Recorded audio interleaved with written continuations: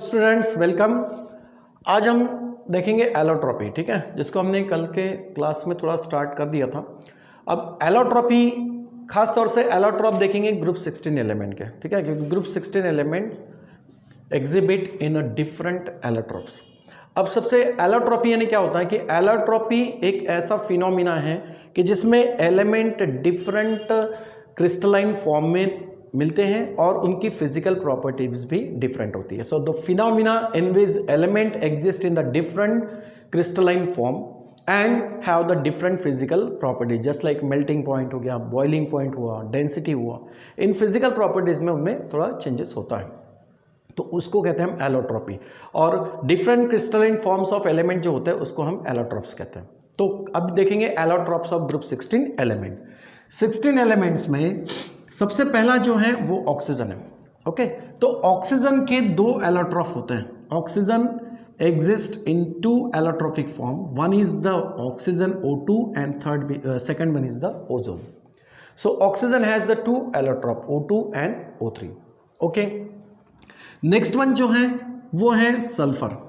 Sulphur exhibit in a numerous allotropes, उसमें बहुत सारे एलोट्रॉप सल्फर के मिलते हैं, ठीक है। सल्फर के वहां पर क्या होता है, मेनी एलोट्रॉप्स दिखाई देते हैं, लेकिन इसमें से दो एलोट्रॉप्स खास तौर से सल्फर के ये हैं, इसको हम कहेंगे रोम्बिक सल्फर, ठीक है, और दूसरा होता है मोनोक्लिनिक सल्फर, ठीक है, rhombic sulphur and monoclinic sulphur. These are the two allotropes of the sulphur.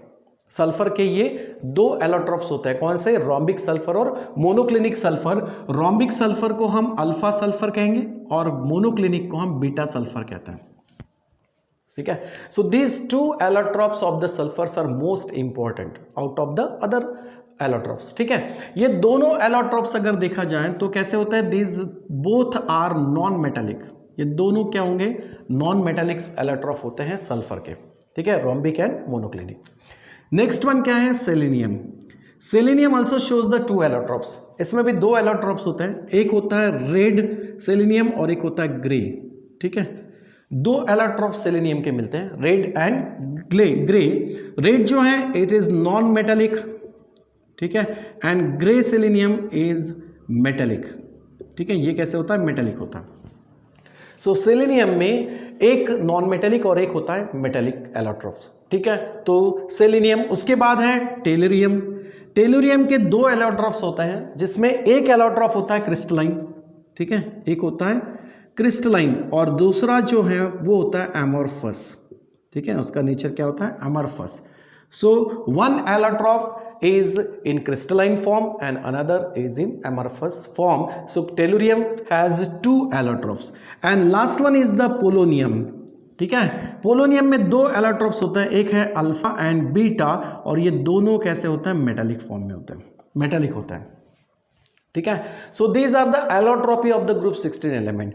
Oxygen के दो एलोट्रॉप होते हैं, सल्फर के तो बहुत सारे एलोट्रॉप है, जिसमें से दो एलोट्रॉप्स इंपॉर्टेंट होते हैं, अल्फा और बीटा एलोट्रॉप्स, ठीक है। सेलेनियम के दो एलोट्रॉप्स होते हैं, टेलुरियम के भी दो एलोट्रॉप्स होते हैं और पोलोनियम के भी दो एलोट्रॉप्स। उसमें से सेलेनियम के जो दो एलोट्रॉप्स है, रेड सेलेनियम और ग्रे सेलेनियम, इसमें एक जो है रेड सेलेनियम ये क्या है, नॉन मेटालिक है, और दूसरा क्या होता है, मेटालिक, जबकि पोलोनियम के दोनों एलोट्रॉप्स अल्फा एंड बीटा क्या होते हैं, मेटालिक होते हैं, ठीक है।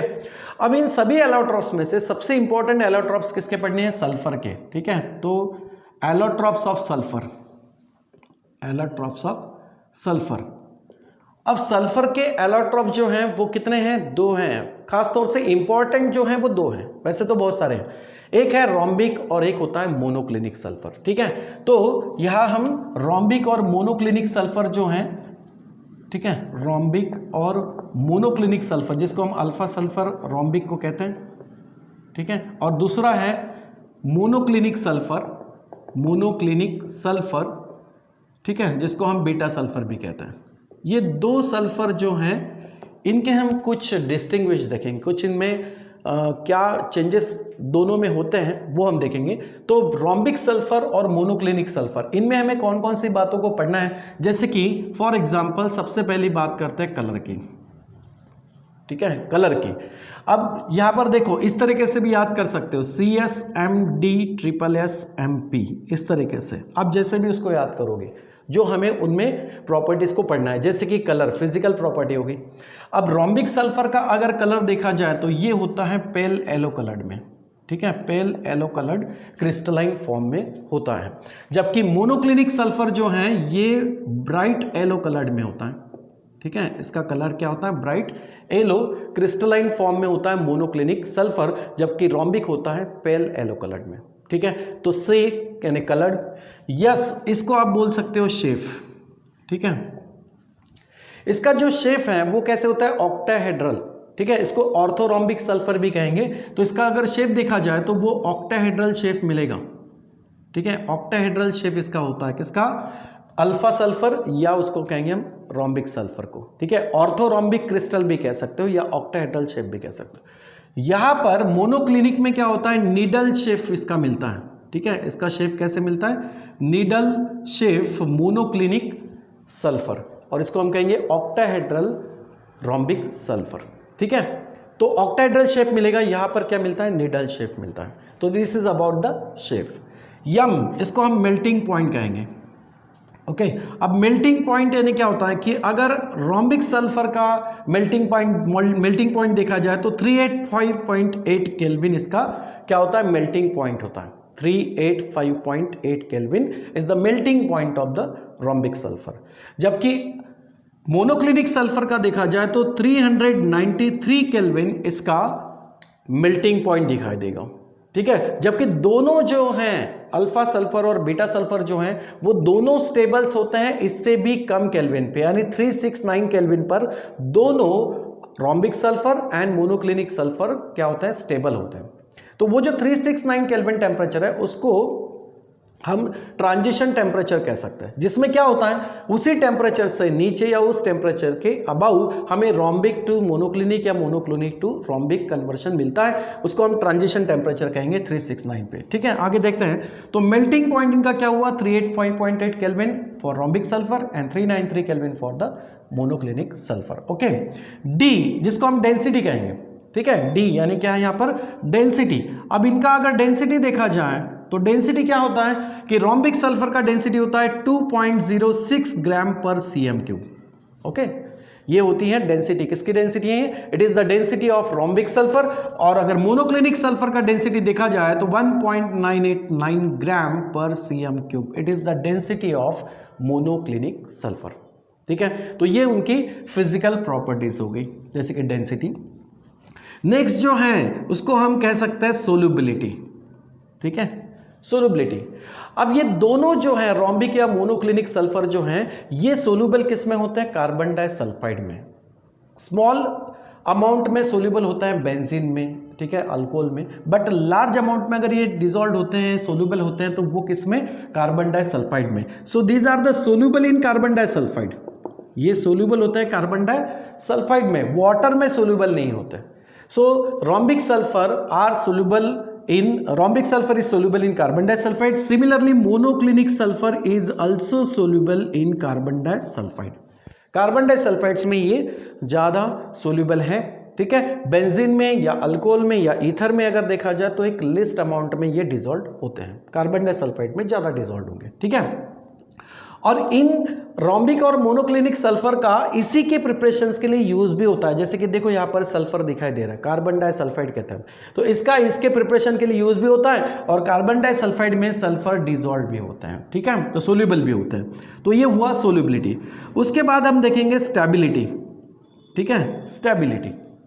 अब स्टेबिलिटी किस तरीके से होगा, यहाँ पर स्टेबिलिटी के बारे में देखेंगे तो क्या कहा मैंने, 369 केल्विन पर ये दोनों सल्फर्स के एलोट्रॉप जो हैं ये क्या होते हैं, स्टेबल होते हैं, ठीक है। सो 369 अगर स्टेबिलिटी देखा जाए तो रोम्बिक सल्फर स्टेबल होता है बिलो 369 केल्विन। 369 केल्विन से नीचे रोम्बिक सल्फर जो या अल्फा सल्फर जो है ये स्टेबल होता है, जबकि मोनोक्लिनिक सल्फर जो स्टेबल होता है ये अबाउट 369 केल्विन होता है।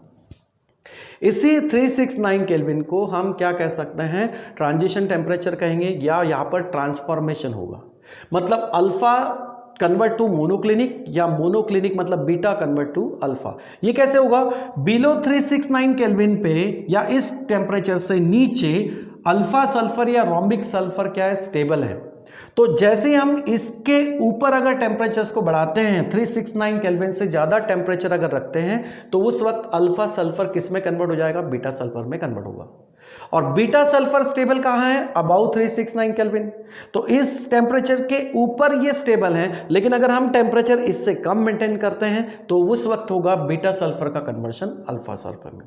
ठीक है, इस तरीके से ये जो ऐसा है इसको हम स्ट्रक्चर, तो जो आपने शेफ में लिखा वही आप यहाँ पर स्ट्रक्चर में भी लिख सकते हो कि ये कैसे होता है, ऑक्टाहेड्रल स्ट्रक्चर शो करता है। ठीक है, ऑक्टाहेड्रल शेफ यानी ऑक्टाहेड्रल स्ट्रक्चर शो करेगा क्रिस्टलाइंस फॉर्म में। ठीक है, जबकि ये जो है ये निडल शेप में बनता है। तो शेप और स्ट्रक्चर एक ही बात हुई, आप उसमें से एक ही पॉइंट लिखोगे तो भी चलेगा।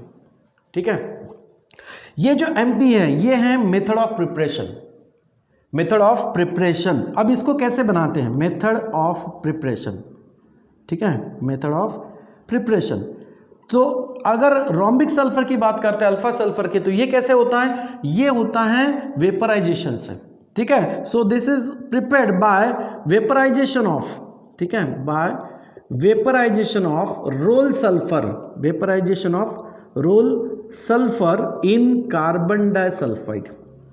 ठीक है, कार्बन डाइसल्फाइड में रोल सल्फर को अगर हम वेपराइज करें तो उससे जो क्रिस्टल्स बनेंगे वो किसके बनेंगे, अल्फा सल्फर के या फिर रोम्बिक सल्फर के क्रिस्टल्स बनेंगे। ठीक है, जबकि मोनोक्लिनिक सल्फर्स को बनाने के लिए क्या करेंगे, यहां पर मोनोक्लिनिक सल्फर कैसे बनेगा, रोम्बिक सल्फर से अल्फा सल्फर से ही कन्वर्ट होगा मोनोक्लिनिक सल्फर। तो लेना क्या है, हमें अल्फा सल्फर ही लेना पड़ेगा। ठीक है, या रोम्बिक सल्फर लेना पड़ेगा। सो alpha sulphur is taken in a dish. ठीक है, या चाइना डिश बोलेंगे, चाइना डिश में हमें क्या लेना है, अल्फा सल्फर लेना है। ठीक है, देन हीटेड और मेल्टेड। ठीक है, देन इट इज मेल्टेड। ठीक है, इसको क्या करना है, मेल्टेड करना है। मेल्टेड के बाद उसके बाद क्या करेंगे, देन ऑन कूलिंग।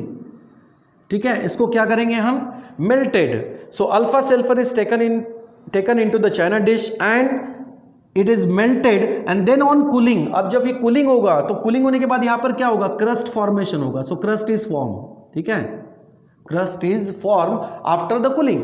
और कूलिंग होने के बाद जब ये क्रस्ट बनेगा तो वहां पर क्या करना है, 2 होल्स आर मेड। ठीक है, यहां पर हमें 2 होल्स बनाने हैं। So 2 holes are made in the crust, in the crust. ठीक है, एंड द रिमेनिंग लिक्विड, और जो बाकी का जो लिक्विड होगा, रिमेनिंग लिक्विड को क्या करना है, poured out. And remaining liquid is poured out, remaining liquid को हमें पोर्ड आउट करना है। मतलब अल्फा सल्फर या जिसको हम रोम्बिक सल्फर कहेंगे उसको एक चाइना डिश में लेना है, उसको मेल्ट करना है। मेल्ट करने के बाद कूलिंग करेंगे। कूलिंग करते वक्त क्या होगा, क्रस्ट फॉर्मेशन होगा। उस क्रस्ट में अगर हम 2 होल बनाते हैं और रिमेनिंग लिक्विड्स को उसमें रिमेनिंग लिक्विड को अगर पोर्ड आउट करते हैं तो यहाँ पर एक निडल शेप का स्ट्रक्चर बनेगा, निडल शेप का क्रिस्टल फॉर्मेशन होगा। और वो निडल शेप क्रिस्टल जो फॉर्म होगा वही होगा मोनोक्लिनिक सल्फर। ठीक है, so these are the method of preparation of this rhombic sulphur and monoclinic sulphur. ठीक है, तो ये जो है ये 2 क्या है, एलोट्रॉप्स है किसके, सल्फर पे। ठीक है, अगर वो एलोट्रॉप्स है मतलब डिफरेंट क्रिस्टलाइन फॉर्म में दिखाई दे रहे हैं, उनमें कुछ फिजिकल प्रॉपर्टी में वेरिएशंस दिखाई दे रहा है, चेंजेस दिखाई दे रहा है, इसी फिनोमिना को हम क्या कहते हैं, एलोट्रॉपी कहते हैं। Okay, so this is about the allotropes of group 16 element, जिसमें खास तौर से हमने क्या देखा, सल्फर के allotropes, rhombic and monoclinic sulphur. ठीक है बेटा, चलो यहाँ तक समझ में आया, ये है एलोट्रॉपी। ओके, चलो थैंक यू वेरी मच।